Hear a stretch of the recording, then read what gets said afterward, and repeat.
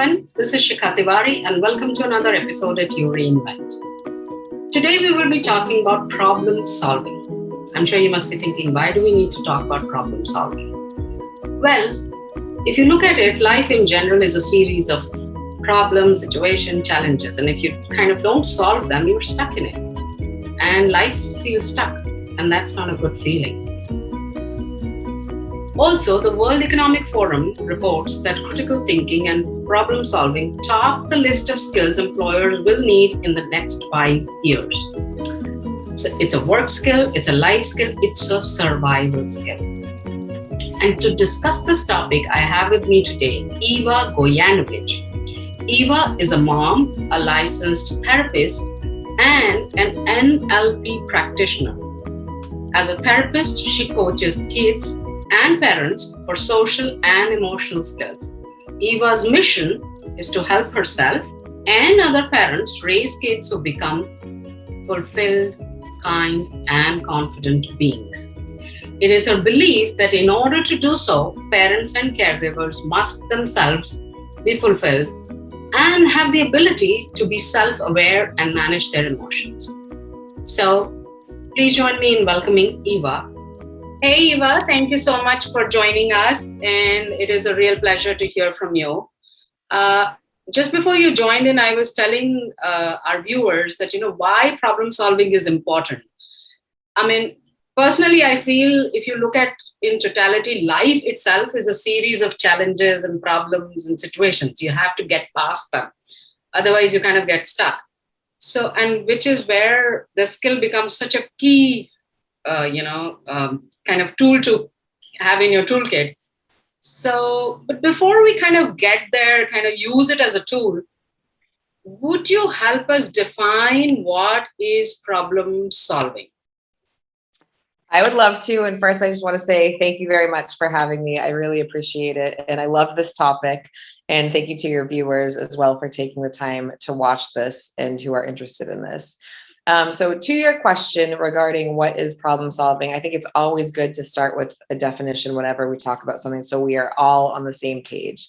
So problem solving is the ability to identify a challenge or a situation and identify the core of it, and then being able to effectively work through it. And so the reason why I say to identify a situation is that sometimes, we look at a problem, but we're trying to solve something that might not be it. So being able to identify as a skill in and of itself. So I just want to use a small example to kind of highlight this. Sure. Yeah, a student that I was working with hated school. And this was in the past when I was living in the United States. I'm in Croatia right now. And he hated coming to school. And so we were working on this problem of, he hates school. Why does he hate school so much? And then once we started siphoning through the problem, he hated school because he felt like his teacher never called on him. And so once we were able to identify and pinpoint that that was the situation, we worked with him on how to raise his hand, how to have the impulse control where he wouldn't blurt out the answers. The teacher became involved too and started calling on him, and they set up a little bit of a system. And all of a sudden, within a few days, it started working and he started feeling more positive about school. So, we can spend a lot of time trying to solve the wrong problem. So it's really important to be, right? So it's really important to be able to identify kind of what the crux of this challenging situation is to be able to effectively solve it. I mean, that's so beautiful because oftentimes, especially with children, if we are struggling or if we are struggling to get the desired behavior, we end up labeling the child, or, the child is not cooperating, or there must be something going on at home, or, he just doesn't concentrate, those kind of things, which, like you said, is the wrong problem. We have not got onto the real problem, and we need to get onto it first. So again, how do we get onto it? I mean, are there any tools or anything you need to kind of, deconstruct in your head to be able to, Yeah, that's a great question. And I feel like I could go into so many different things, but since we're talking about kids and kind of parents helping kids become and raising problem solvers, I'll try and stick to that framework because otherwise I will go all over the place. Go haywire. Yeah. But really, every behavior is a form of communication. So when we're looking at kind of what is it that the child is trying to communicate, it can sometimes be obvious and sometimes it can't be simple, especially with younger kids who are unable to verbalize what's going on. So, from the youngest child, the problem situation might be, they're having these wild tantrums. And all of a sudden you kind of start looking, okay, well, what's the child trying to communicate in this situation? Are they hungry? Are they thirsty? Oh my goodness, there's a tag poking the child in the back every single time I put this pajama on, right? Yeah. So, I mean, that's a really small example, but just being able to have that mindset that behavior is truly a form of communication and trying to get a kind of under that. So that's talking about problem solving in relationships, between parents and kids, but also in adult relationships. And the other piece, we solve problems on the daily. We're just not recognizing it because we're so used to it, which thank goodness it's become automatic. So, in talking about opening a jar of jelly, it's really hard to open it. Yeah. You're not looking for a communication problem there, but you're looking how to solve it. So it's just kind of being able to be aware, like, I'm struggling with this. What's the best way to open it? I can crack it open and have the jelly spill everywhere. I'll be able to open it that way. Or I can, use a knife to kind of crank open and get some air in. So it's just being able to use what we know about our life and our life wisdom and situations to be able to solve something effectively. And so I don't know if you got it. And for kids, that can be very significant because sometimes the kid may not be able to, kind of do the cause and effect that, what's going to happen if I bang the, a jar on the, I'll still get my jelly, but the rest of it probably, they're not able to think through. So it's important to kind of help them there. Great. So before we get into, what we need to solve the problem, could you speak about for a few minutes, like, why is it important to even, solve a problem? Well, if we were just there, then I think we wouldn't be moving forward, as a civilization, as humanity, and personally. One, I do want to share, thank you for putting this slide up, is a beautiful quote that I found on the Huffington Post from Ken Watanabe, and it's the importance of problem solving. And it's important to realize that being a problem solver isn't just an ability; it's a whole mindset, one that drives people to bring out the best in themselves and to shape the world in a positive way. So I think that touches on your question. Right. Is that really, it's a host of a subset of skills to be able to problem solve. We use so much, we don't even think about it, but involved in problem solving is impulse control. And how does impulse control affect your ability to have a good, positive relationship with somebody? You don't blurt out what you're automatically thinking, right? You stop and pause and the consequences. Right. You mentioned a little bit earlier, cause and effect, the ability to know, if I do X, then Y is going to happen, or ABC is going to happen, and what is the outcome that I want, and what's the best way to go about it, right? So back to your jelly, I'll get the jelly, but it's going to be everywhere. Yeah. Yep. So another subset skill that ties into the ability to problem solve is also organizing and prioritizing information. Just for an example, for our Zoom call today, it's a little bit of organizing information. Okay, I have this at this time. I need to do X and Y before this meeting so that I know that I'm in a calm space and it's quiet, and I don't have my daughter Mia in the background. And later I need to do X, Y, and Z. So it's preparing, and that's also a part of problem solving. Right? So you mentioned that problem solving is like a whole mindset. And with that, I'm assuming that it kind of has an impact on all aspects of our being, like, not just, we are talking about kids, but of course, for children in their school. But what are some far-reaching impacts of not being able to problem solve, Okay. So I don't know when the last time you were on an interview, but I know that one of the, always comes across in an interviewer situation is, tell me about an issue or challenge that you had and how you solved it. Right. So, we're looking far down the line in the workforce. Problem solving is really a huge asset. And that is what corporations, employers are looking for, is the ability for somebody to be innovative, work through issues regarding communication, being able to solve problems so that people are more effective within that environment, that they're cooperating, and that, they can make more of a bottom line, when it comes to finances, how can they sell this to X more amount of people, right? Right. So that's just kind of one little snippet of it. But really what it does is that you put it out nicely here, schoolwork and relationships. And that kind of encompasses our world, our inner world, our outer world, right? Our relationships with ourselves and with others, work, career, and school. So for school, and I'll kind of go through all three of them, Shika, if that's okay with you, is, Sure. in school, it's helping kids work together. It's helping kids listen to the teacher. It's helping kids be organized with their belongings. So those are the kinds of things where it affects school. And if you look at kids, who have a really difficult time in school with their organization, they struggle. They struggle because they're having a hard time kind of organizing that information in their brain and working through problems. And then what happens is they start getting negative feedback from their peers. Oh, they're so annoying. Their papers are everywhere. The teachers gets frustrated. Oh, this kid is constantly calling out and disrupting the classroom. So really, it's kind of a feedback loop. The more that you're able to kind of organize your information, solve problems, and work through things, the better ability you have of having positive interactions with other people and communicating. And what I found interesting was in the information that you shared, that it's not just school and work, it's relationships.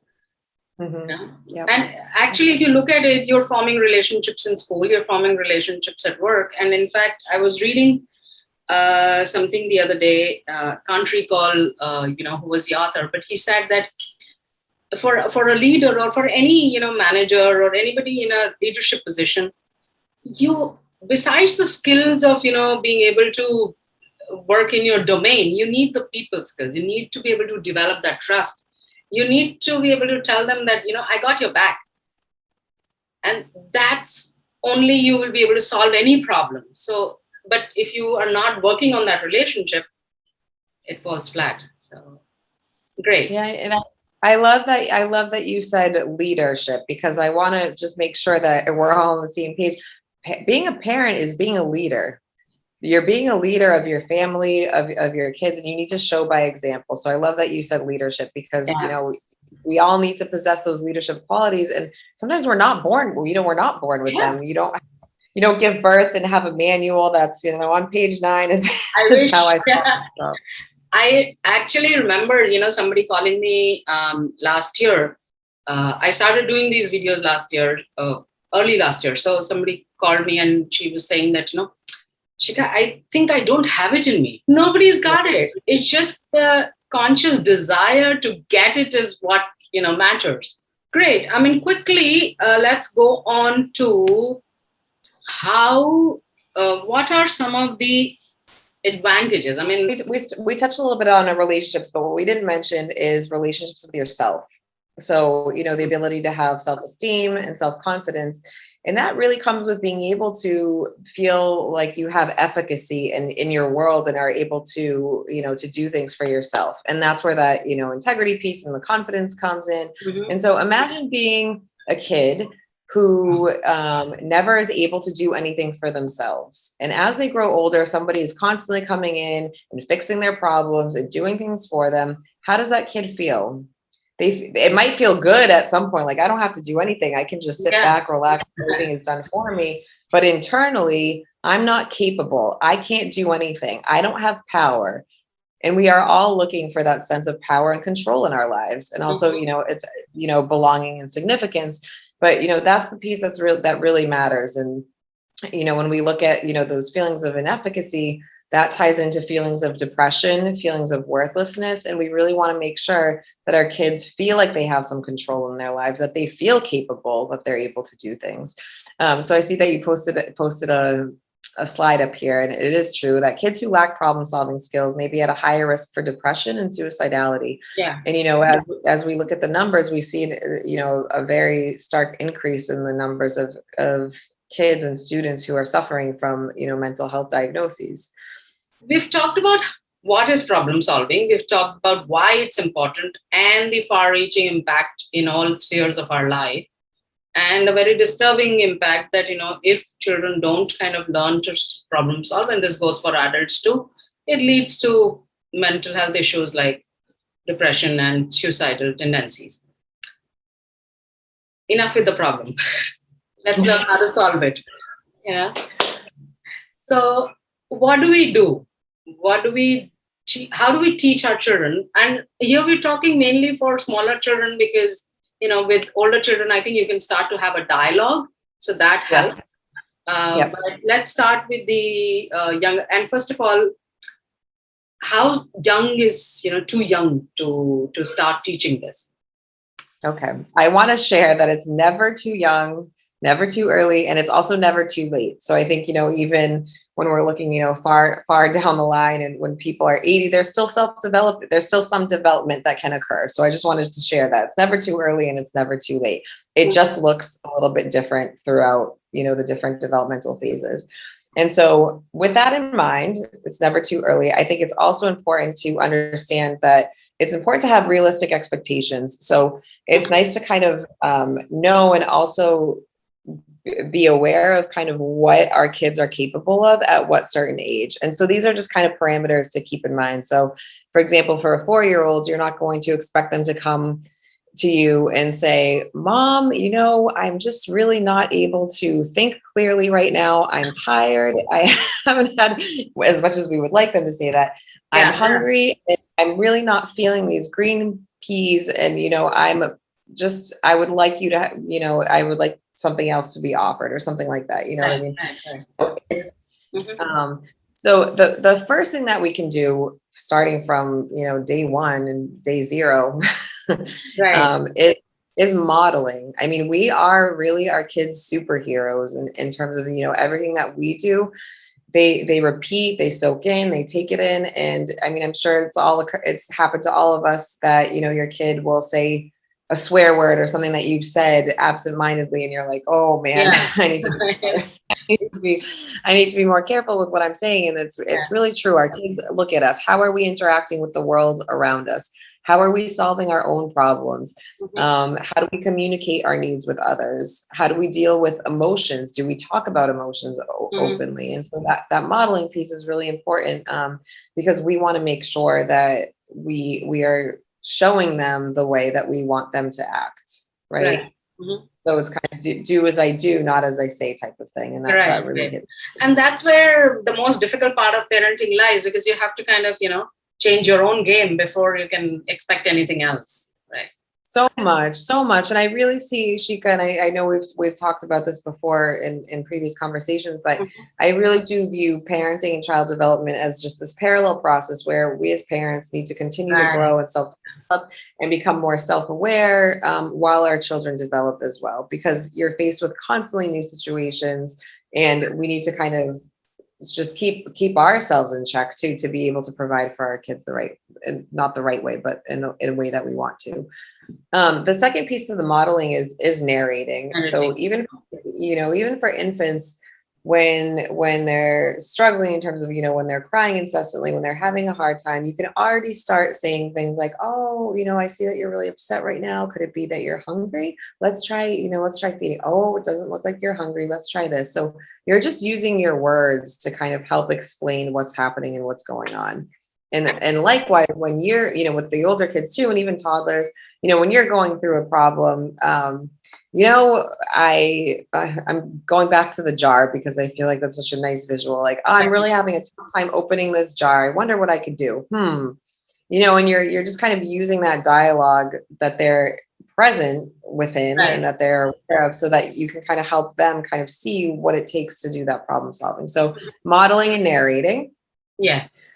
Cause and effect. And again, so with cause and effect, it's when, I do something and then there's an aftermath, there's a consequence. And a consequence, I don't always mean, a negative consequence or punishment or some kind of discipline. It's just something that happens as a result of something else. So, I spilled water on the floor and I slipped. So me spilling water on the floor is cause, effect is I slipped because of that. Okay. And so it's So it's helping our kids become aware of that, when they do something, there is an aftermath, there's a reaction.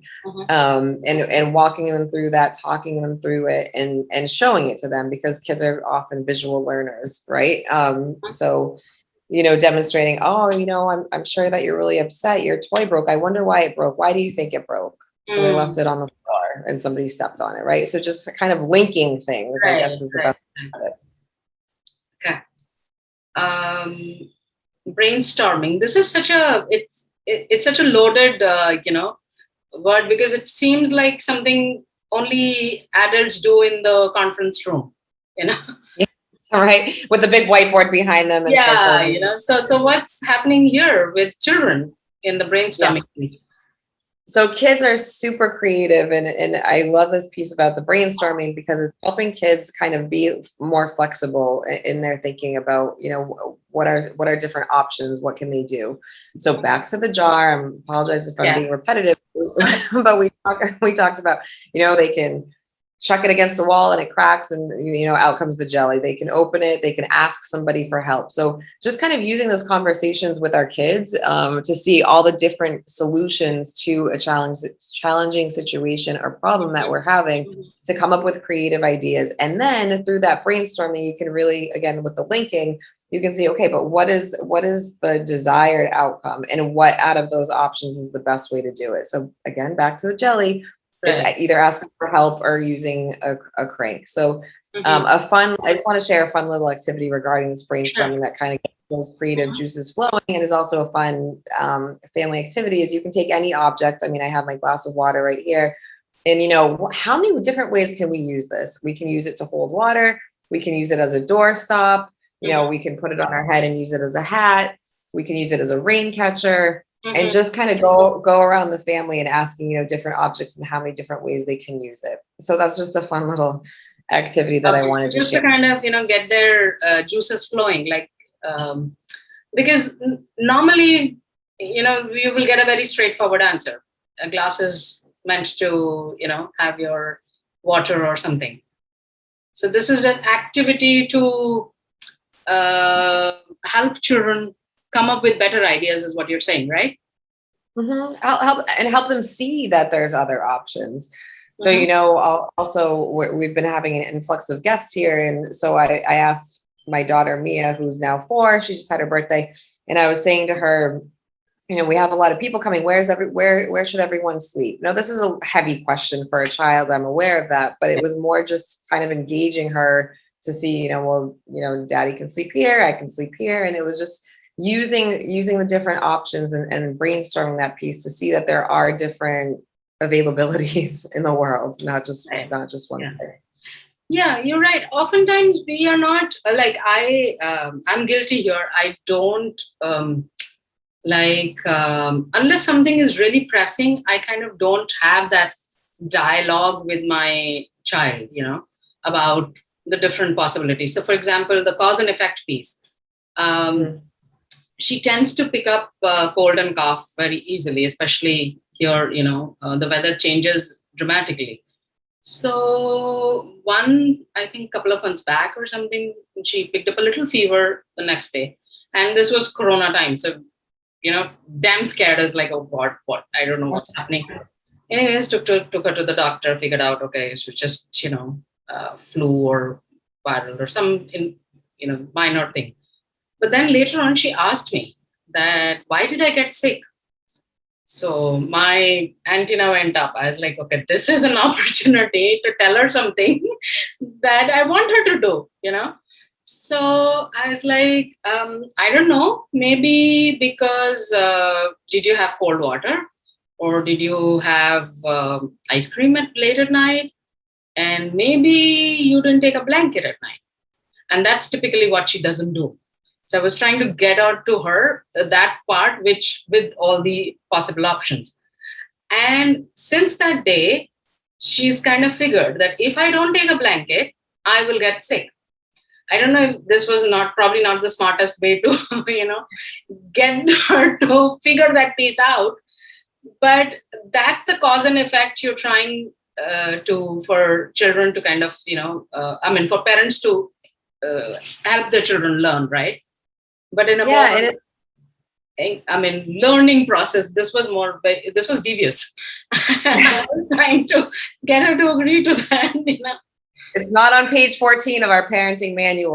So I just took it as an opportunity. I was like, okay, damn, this is like right in my hands. I can do it. Okay. Yeah.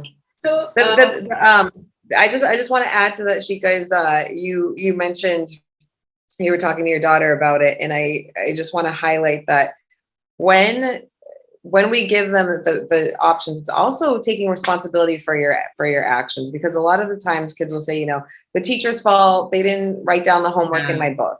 And so it's really breaking that apart and saying, okay, but what can you do? And kind of putting the control back in their hands so that they feel that they have that power.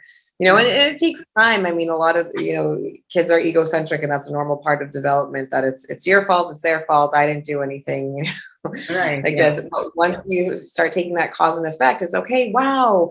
Look at you, you got good grades. You really studied hard. How much did you study? Every day, you set some time apart and you studied. So because of your studying, you got a good grade. How does it feel? Mm-hmm. Right. Or, you scored the goal, you really practiced hard, you were out on the fields 3 times a week. I'm just using these examples to kind of clarify the effect. And we can share that with our kids in normal day-to-day conversations. Like, oh, it looks like you got into an argument with your friend. I wonder what happened. What was your part in it? And so really it's that accepting responsibility. Yeah. And I think let's talk about an example where something disturbing is happening, because that's where children are more, raised up. The example that I took of taking a blanket and getting sick was an opportunity that I, sought. But otherwise, let's say a child is upset about something, then how do you, and when do you kind of get them to, start problem solving? Because being upset is a part of life. I mean, hello, it's every day, right? About something or the other. So how do you start deconstructing that with children? Okay, that's a great question, and I'll try and make it as clear as possible for this. I think it first kind of starts with that emotional vocabulary and the ability to recognize when you're feeling a certain way, for the parent as well as for the kid. So if you're already frustrated as a parent, and your kid comes to you with a problem or a challenging situation, or that behavior that's challenging for you as a parent, you're going to react a lot more quickly than you're more likely to react than to respond in a way that's going to help that situation. So taking it back to the parents is a little bit of that piece of self-awareness of how much developing the vocabulary, and that it's normal to talk about feelings. I mean, I think it was fairly typical when I was a kid that in a lot of households, feelings weren't necessarily discussed. It was more, oh, you're crying, I'll give you something to cry about, or, why are you crying? Everything is perfect right now, or why are you so angry? Don't look upset. Girls don't cry, or boys don't cry. Crying is not going to get you anything. Exactly. So being aware of kind of the language that we're using to talk about our emotions, to kind of open up that safe space for our kids to talk to us about their emotions. So that's kind of where it starts from. And when they can't verbalize, that's when we come in as the modelers and the narrators of what's happening. Okay. Interesting. Yep. So it is. I mean, it takes a lot, and when some people will say, parenting, it used to be so easy and you just did it, but we're so much more aware of how our brains work and science, and we're so much information that it's different, and we want different outcomes for our kids, right? And my response to that is that it's not a healthy response, but my response is that's why we are all messed up. I mean, we are all messed up, our generation, in one way or the other. I mean, you name it. And our children are going to be messed up too, but not in the same manner. It's almost our generational responsibility to learn from what we know and pass on better. And it is. Sometimes I feel like I'm doing these so much of conscious parenting and trying to be a better parent, and it's kind of backfire in my face when she's 15 or 18, and I feel like, what, if that happens, we would know that we have learned better in these 15 years. I did my job best, what we know today, And Yep. I think that is the crucial difference that we need to kind of, be aware of, that, they did what they could because of why we are here and, doing these things. And they'll continue to blame us, which Yep.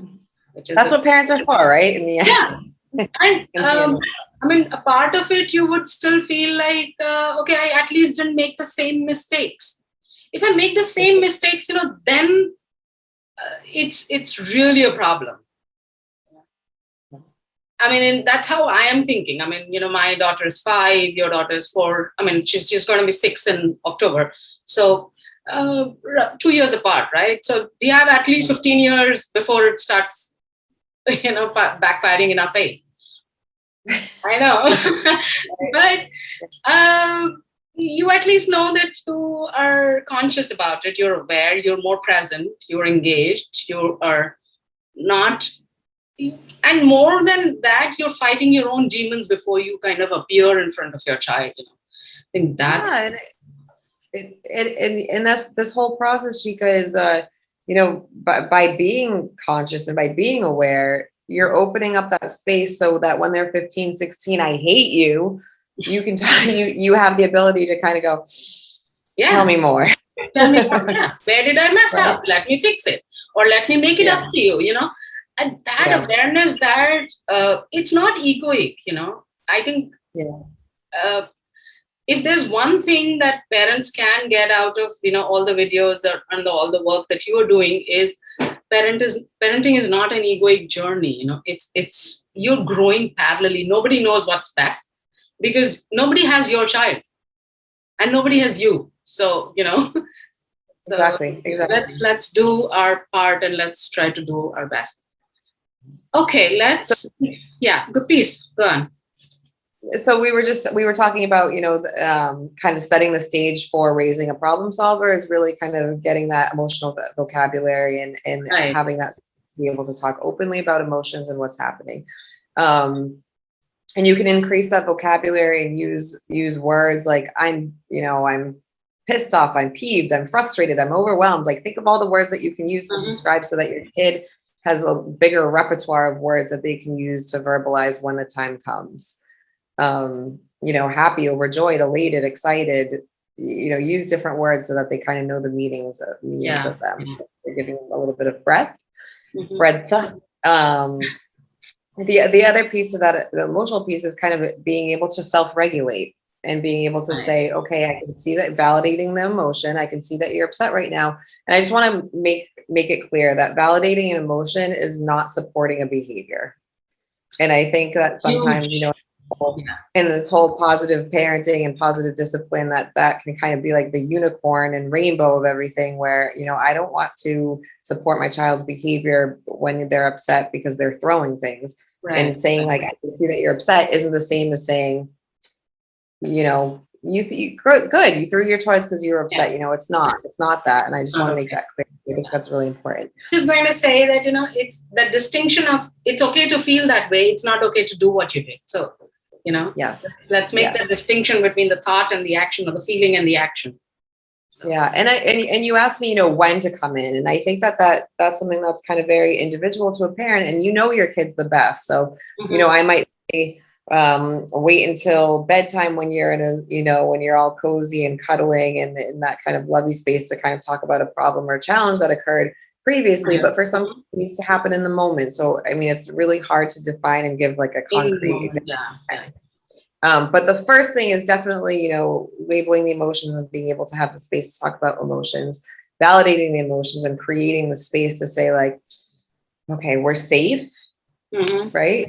Creating that space. We're safe. We're okay. We can work through this. How are we going to work through this together? What's the best way? And that's where the problem-solving process starts unfolding a little bit. Like, wow, I can see that you're really upset. Let's take some deep breaths. Self-regulation. Oh, okay. Is there a tiger around us? No. Okay. We're going to be okay. Yeah. There might be somewhere in the world, but not here in our living room. And so it's that self-regulation piece of being able to kind of calm down and start being able to think with our brains rather than with our fight flight response. Right. And help us be able to do that. Right. Great. Let's get to the part where we actually discuss, some tips of how to help our children become better problem solvers. I think you've I talked about love it. being aware of the feelings. That's what you were talking right now. Mhm. Impulse control. What's that about? Okay, so impulse control is the ability to think before you act. Mhm. And so helping our kids, think before you act is again, and all these tie in together. So it's really hard to kind of Yeah, label one. Let's go one by one because they really are rooted and intertwined. into each But other. Yeah. Mhm. for the impulse control, that's where the cause and effect piece comes in. You Right. blurted out the answer. The teacher became upset. So how can we help you? Raise your hand. Mm. You use strategies like counting in your mind or saying the alphabet or helping just to kind of have creating that space between a thought and an action. Mhm. And so something concrete that we can do for our kids and to help our kids have better impulse control is also kind of helping their waiting response. I mean, how many times with kids, what I see is what I want and I want it now. Yeah, yeah, yeah. So, Mhm. I'm not saying like evilly, divisively withhold things from your kids, but also letting them be aware, when you sit down, then you get this. Yeah. When this happens, then you can do this. Mhm. And it's that ability to kind of prolong their waiting time a little bit so that they know that, that they can request something, but it doesn't have to happen automatically. And then also, right. And from their behavior, the impulse control is, you lunged over the table to get that orange and you knocked over a glass. So just slowing down the process of the actions. Right. Great. And empathy is probably again impulse. I mean, part of that because you're thinking about what the other person could be thinking, feeling, right? So empathy is the ability to understand how somebody else might be feeling or looking through things from their perspective. So it's different than sympathy, but that we'll see it for another day. But empathy is really kind of being able to understand. So that comes in with being aware of feelings and emotions and having words for that. Helping your child understand, wow, I can see that you're really angry. Your face is red and you're sweating a little bit, and or wow, I can see that you're really, worried. I can, you're looking around the room and your hands are a little bit sweaty, and helping them connect those bodily sensations to feelings so that when they see somebody else, they can understand how that person might be feeling. And I'll just use, hold on one second. Okay. So this isn't a book. This is just a little postcard that I have right here that might illustrate too. Also to help our kids develop empathy, we can use, just our daily interactions with our kids, first off being okay with saying how we're feeling. I think a lot of the times parents back in the day, were afraid to show their feelings to their kids. I don't want my kid to see me upset. I don't want my kid to see me angry. No, they need to see it. Yeah. Maybe not to agree that you're feeling it, but they need to understand that, we as parents also have feelings and what that looks like and why. Right. Concrete examples when you're reading a book to your kid, you can pause and can you see this okay? Yeah. I'll probably stop sharing so everyone can. Okay. Yeah. All right. So, you're reading the book to your kid and then you stop maybe before you get to the next page or the next reading part and you say, oh, how do you think this octopus might be feeling? Mm-hmm. How do you know what's going on in the face? They're smiling. Okay. What do you think? Like, make up a scenario. Why do you think that octopus is happy? So you're just creating those conversations about why another might be feeling a certain way.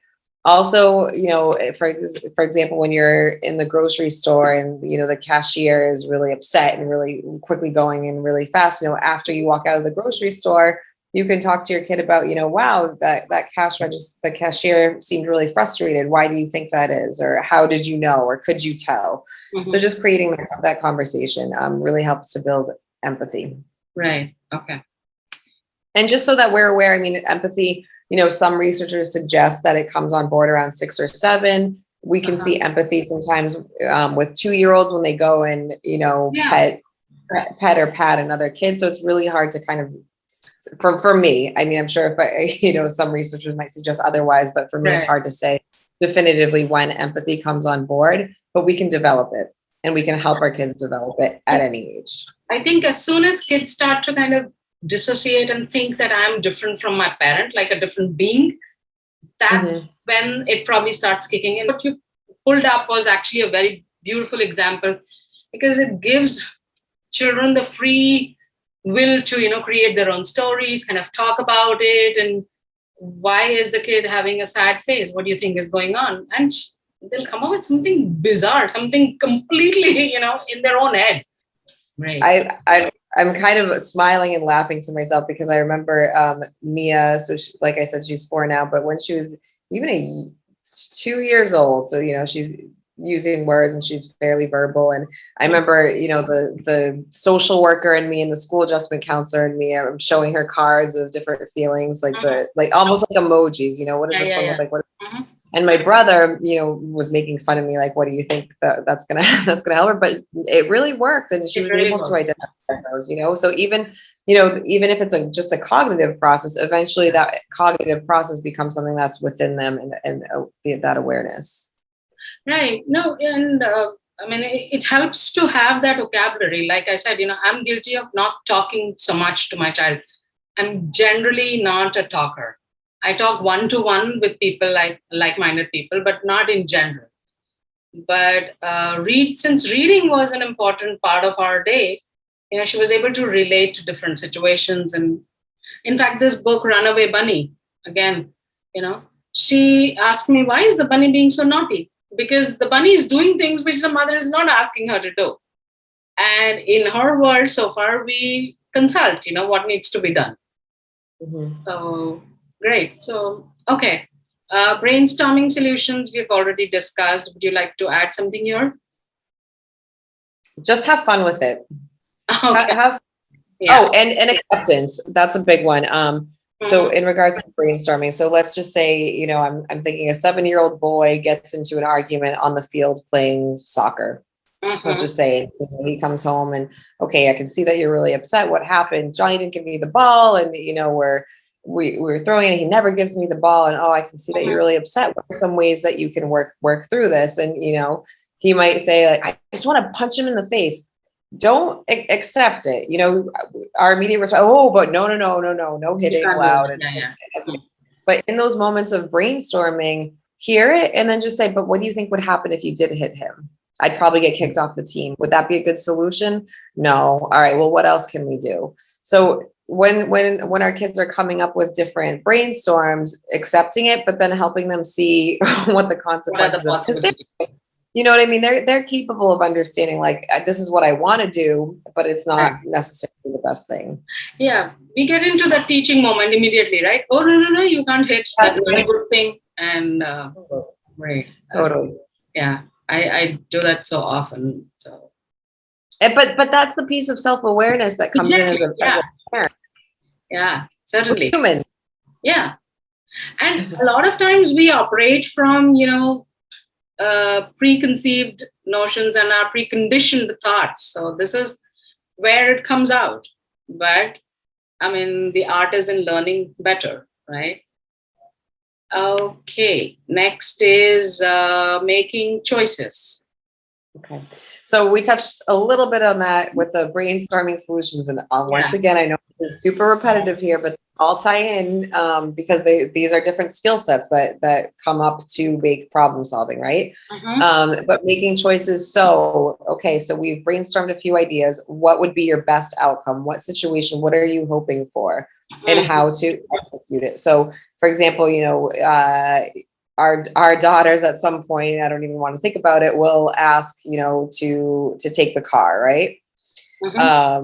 Making good choices. We eventually want our kids to be creators of their good choices, right? So, what time do you think would be fair for you to come home? What's a good, these are all choices that need to be made in helping our kids do that. And including our kids in the daily choices that we make. For your kids, helping them kind of flex that choice muscle, it's really helpful to use, two options, and not for everything. I'm not saying that you have to make your entire world, options, but when it comes to dinner, all right, for dinner tonight, we can either have chicken or fish? What would you like? You know, and empowering them a little bit to make those choices. Right. You know, we can either brush our teeth now or we can brush our teeth after we put on our pajamas. You're still brushing your teeth. Yeah. You have to choose we are not negotiating there. Yeah. Right. When you're going to do it. So helping kids be able to make choices, and that starts from a really young age, and allowing them to make those choices is really important. Yeah, and I think there is a piece there which kind of really makes them feel empowered and in control. And, you know, I think, again, goes back to that self-esteem piece and, you know, making your own decisions, even for the smaller things. Otherwise, you're just dependent, you know. It also builds our relationships with our kids, because I mean, there was one morning when I was a little bit off, and I just, within 5 minutes, I think, from the moment that Mia opened her eyes, we need to do this, put on your shoe, you know, take off your pajamas, go brush your teeth, let's go brush your hair, we're going to do this. And within 5 minutes, I think I gave her like 20 different directives. She doesn't have a choice in any of those at the moment. Yeah. And there's friction, because when you're constantly being told what to do and not having input, you just feel smaller and smaller and smaller. You want to empower kids. And that's when the tantrums and the bloating and, you know, it starts up, because nobody wants to be told what to do, leave alone, you know, 5-year-old or a 4-year-old. So, yeah. In fact, you know, I don't know if you've got a chance to see this. I'm currently, you know, working with a counselor, Veena Jain, and we're doing this parenting series. So we're doing, like, age-wise, we're doing separate videos and picking up what are the more prominent challenges. So one of the solutions that she gave for the 2 to 8-year-old, you know, age group was connection, and, you know, be playful in your request. But like you said, you know, there are days when you're like, you know, there's no time for connection. I'm not feeling playful enough. This is a laundry list of things that you have to do, because 9:30, bang, you know, your class starts, my work starts. There's no time to be playful. I'm not in the mood, which is okay, you know, which is life. But like you said, you know, being aware and doing better tomorrow is the key.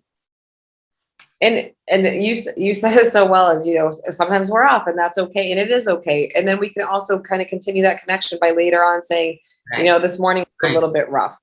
I was feeling stressed out. So it all just ties together. We keep going in circles, but it's because it is so tied together. Yeah, I remember, you know, maybe a month back or something, I was having a really bad day, and you know, extremely stressful at work and otherwise also. And this one's, you know, constantly saying something, and it triggered me, and I literally lost it. And I walked away. It was like, you know what, I cannot deal with this right now. I need. And the walking away was such a huge blow to her, that because I'm always there, you know. So she had a hard time. She started crying. I started crying after a bit. Like, you know, what did I do? I should have handled it better. I'm the adult, but I have my own days. So I took my time off, but she came to me first and she said, "I'm sorry I disturbed you." And my heart melted. I was like, you know, I'm sorry that I lashed out at you. And while we had such a rough, you know, it's so far in the 6 years, I would say that was my worst, you know, day. But it was also a beautiful moment, an opportunity to connect, to apologize, and to say that, you know what, I messed up, I'm sorry. But as parents, we feel like, you know, we are entitled to fix this child. And, you know, we are never wrong. We're never going to apologize. Being rude and being loud is my sort of, you know, given to me. It's like my Bill of Rights. So,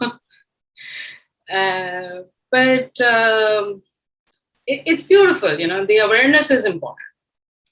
And thank you for sharing that. And I would love if there was ever a platform that just shared like a snippet of like, this is what my day looks like, and this is like the struggle that I just had, because it happens all the time. And I don't think people talk about it enough, you know, because it's challenging. Whether you think parenting is easy or hard, challenging is one word that we can all use. I think, no matter. Yeah. I remember when Nia, she was, 6 months, 7 months or something, and she's always had a hard time sleeping. That's the only challenge that she's given. Until date, it continues.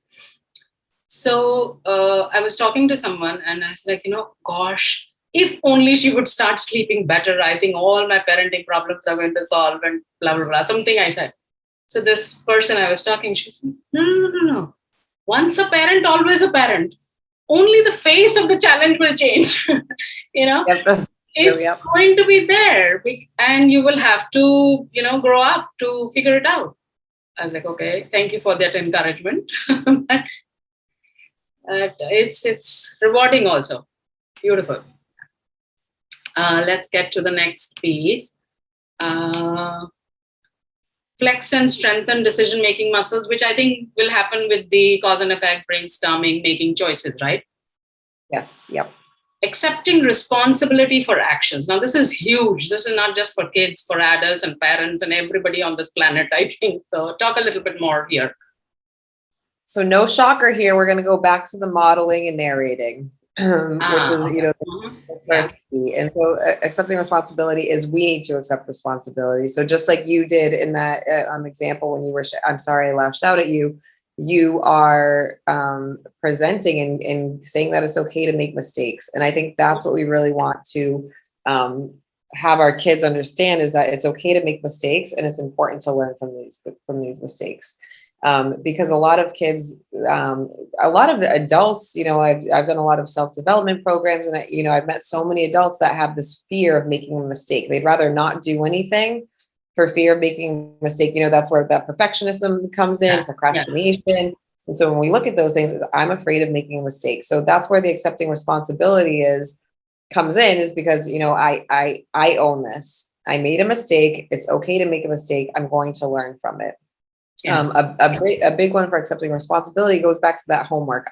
She didn't tell me what to do. I didn't, she didn't write it down. Right. But it's what can you do, and how, and always asking, say, I understand that she didn't write it, but what is something that you could do? If she doesn't write it, what can you do? Mm-hmm. And kind of always putting the ball back in their court. In terms of like, what can you do? Again, that sense of power and control, which every individual, not just kid or adult, wants, every individual. Right. So, that's just really something that's really important to model and to narrate, that it's okay to make mistakes, because through that space that it's okay, that's when kids are more likely to accept responsibility for their actions. It's amazing to me, I think when, I'm thinking of a family that I've worked with in the past, they were so stringent about grades and achievement. And so when the child started getting bad grades, he knew he was going to get caught. He knew his parents had conferences with the teacher almost once a week, and he knew, but he would rather lie and blame for the chance that maybe he wouldn't get found out. And so I think that's why it's important, is to create that safe space, that it's okay to make mistakes and that you'll work through it, and that, we're going to go through this together. Mm-hmm. Yeah. And because, I would say it was still better that here it was only about grades, but tomorrow it can be about bigger issues, which can be really problematic. And drugs, alcohol. Yeah. And in that view, grade seems like a very small problem, Okay, coming to our last piece, communication. I feel, I would like, I need. So who's saying this? The child, or we are modeling and narrating this to our children? It starts with us. It always starts with us in terms of modeling and narrating it. So, being able to communicate, I feel, I'm feeling stressed out. I'm feeling overwhelmed. I need some space. I'm feeling like you're not listening to me, and I'm feeling disrespected right now. I would like for you to show me that you can, do X, Y, and Z before we go here. I see that you're upset. So it's really, you said it so beautifully with the connection. All of this starts with connection, all of these different subsets and sub skills and mindsets and abilities. How do we get there? Through the connection between a parent and a kid, or a caregiver and a kid. You never know what the dynamics are. Right. But having that connection in that space where you're able to discuss things. And you said it well, today it could be grades, tomorrow it could be, before then it could have been showering, and then drugs and alcohol. If we don't have that connection, we want to be the ones that our kids go to. We don't want our kids getting information from their friends who, who make things up. So creating that space, and it's really about communication. And it's just so important. And we've talked a little bit about this outside of this particular call. Yeah. Mm-hmm. Just creating that space of trust and playfulness and being on our kids' level and connecting, which then helps grow these skills. It's kind of like the garden that we want to grow and fertilize. Right. And back to that communication piece too. It's also being aware of how we're communicating. So, I mean, our kids often ask us for bids for attention, thousands. Oh, right? Every minute. Mommy, look at this butterfly. Look at this. How are we shutting them off? Are we shutting them down? Or are we integrating ourselves into their world? So, often and out, I'm so guilty of this. I'm looking at my phone, I'm sending an email, I'm doing something. Not right now, in a minute, hold on. If a kid gets enough of that, hold on, not right now, in a minute. The message that they get out of that is, I'm not important. What's important to me isn't important to my parents. So being aware of the communication, verbal, nonverbal, what is our body saying, how we're using our voice, our tone of voice, our posture, all of that. And it can seem like, oh, wow, I have a lot to think about. It sounds like a whole lot, but, it truly helps you reflect on what is the message being conveyed. I read this beautiful thing the other day that you are not truly listening until you are showing that you're listening.